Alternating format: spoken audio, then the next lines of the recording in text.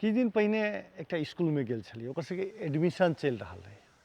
बच्चा सबके प्रिंसिपल पूछे जे एहि बेर तोहर रिजल्ट बढ़िया नहीं एलौ, की करबिही? तो सर हम एहि बेर खूब मोनसँ पढ़ब आ बढ़िया रिजल्ट आनब। करीब 8-10टा विद्यार्थी हमरे आगू में प्रिंसिपल साहब के आश्वासन देलखिन या प्रतिबद्धता जतेलखिन जे हम एहि बेर बढ़िया करब।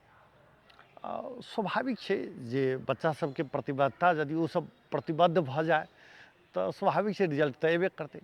लेकिन हमरा की लागल जे एकटा मोटिवेशनल विचारक के बात एतऽ जोड़ि दी तो बच्चो सबके काज लागि सकै छै, चाहे बिजनेस में जे लागल छथि तिनको सबके काम लागि सकै छै ई बात।